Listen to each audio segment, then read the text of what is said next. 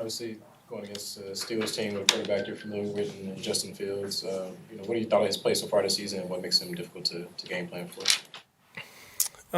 Justin's an incredible guy. I mean, just an incredible competitor, great teammate. I can only imagine that those guys love playing for him. And, he's a competitor, so he's going to bring it every single play. He doesn't have any back down. There's no excuses with that guy. That guy goes in balls, and so it'll be great to see him. And I know that our defense will have a big challenge going up against him. Antonio said it's always part of the process to kind of pick the brain of people that know players and things like that. And he said he did talk to you about Justin. Like, how does that go? Do you sit on defensive meetings? Do you just give them information? Like, how does that process kind of work? Yeah, I think any time that there's crossover anywhere when you're in those situations, it's like those guys are professionals and they're really good at what they do. And so whenever there's just a question or something, or maybe they have something that's like up in the air, then that's when maybe they just ask your opinion or whatever, something along those lines, and you're there to help them out. And so when you're talking about a particular player, I think those guys, they don't need much of my help, but when you're talking like schemes or maybe places you've been in the past, I think sometimes that can go into a little bit of the conversation. Why maybe you show a clip and say, hey, why are they doing what they're doing, and you can maybe have a little background for that stuff.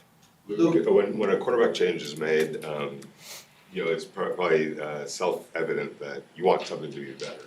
What is it that you're looking to get better at the quarterback position as it relates to this offense? Yeah, I just think on a whole as an offense, right, as you look at it, the part that we have to improve upon is the turnover part of it, right? I think is if we can improve that, we're going to give ourselves a chance to win each and every game. And I think AP's made that loud and clear with our entire team. So not just that position. And so that's really important. If we're going to have success, we got to make sure we take care of the ball. Luke, I asked AP yesterday about building a culture because he's talked about rebuilding a Raider culture, and we talked about mental toughness. You guys came out with a great game plan, pick six, and it just seemed to collapse. As a coach, how do you build a culture of mental toughness from your side of the ball? Yeah, no, I think it started way back in April, and I think you start talking about what you want that environment to look like in the room and the brotherhood that we have in that room. I think that's the starting point of it all. And there has to be this trust in one another as you go through the process. And, we're putting in the work, players putting in the work, and everyone trusting one another. And I think as you go through that process, that trust just builds and that brotherhood just builds. And I think that's the starting point of it all. And then, as you're building a new culture, you go through things, right? We talked about it before where this game's a roller coaster, your seasons are roller coasters, and there's these moments. It's not just the lows, it's the highs that you got to learn how to deal with too. And sometimes those are even more difficult. I think that's the important part of it is that you come into work every single day, you're consistent with your approach, the work ethic is there, the toughness is there, and you're every single day, and you prove it to one another, and then you're willing to go do more for your brother whenever that opportunity hits. And I think I said it to our offense, the way that they finished the game and the mindset they had on the sideline and the togetherness, I thought that spoke really high about where we're going. What were you seeing with Gardner? He had a high completion percentage, but when he missed, he was missing pretty badly. What were you seeing as far as that goes? No, I think that's it. I think Gardner did a lot of really good things. He really did. I think the expectations of plays, he completely understood it. I think the grasp of the offense, he got it. His ability to function in and out of the huddle, all that stuff. I don't think we saw any of that stuff show up at all. And then, like I said, I think it just comes down to we got to make sure we take care of the football. And this game, especially in the NFL level, it's usually determined by that. And then we've had just had a couple plays here and there that didn't give us an opportunity to win. And so, as a whole, we just decided that we're going to try another thing. Aiden has a pretty different play style from Gardner, more stationary, kind of traditional drop back passer. What do you think he brings to the table kind of in that space, and how does it change how you operate as a play caller?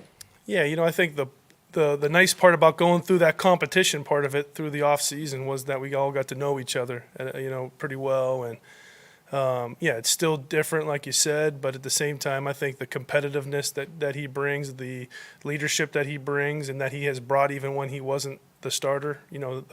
He's into the game plans. He's been in all that stuff. So there's a confidence and there's a comfort in knowing, we're just going to pick up and roll with this guy. There's no worry about any of that kind of stuff with Aiden. And I think, Aiden has a lot of traits that you guys all saw last year, and we're just going to build off of that and continue to grow. I think as much as anything, he's a guy who hasn't played a ton of ball, and he's going to just keep getting better each and every day. And we've seen that over the last 5 or 6 weeks, even when he wasn't the guy. You look at, or you assess the performances of Jackson Powers Johnson and DJ Blaze on the offensive line together. Can you just talk about how you think they've played together so far, and also how much do you think that these reps against a really good Steelers defensive line could really play within their development? Yeah, I think both of them. I mean, to have rookies play as early as they have to play, that's a difficult task. And they're both playing, at a pretty good level, and their play style matches what we're looking for. I think the intelligence level, their ability to handle all the different things that they've had to handle, the caliber of players that they've had to handle, I think all that just speaks volumes to, what they're doing in the O-line room, the culture we talked about with the, that they're building in there, and the toughness and the physicality that we're trying to bring in that room. And those two guys epitomize that. And I think it's really cool to see young guys just continue to grow and get better every week, and I think that's what we're seeing. They're getting comfortable with what they're doing. They're getting comfortable communicating across the board, and some young guys that are getting they're following really good leaders like Colton in the room, and I think eventually one day that'll be them too. They just keep getting better, and that's what we're just looking for. Everyone just keep getting better every day. You probably say that about Brock Bowers as well. Made some wild plays last week. Does he challenge your creativity a little bit? Like, wow, what other ways can I get him the ball type of a thing?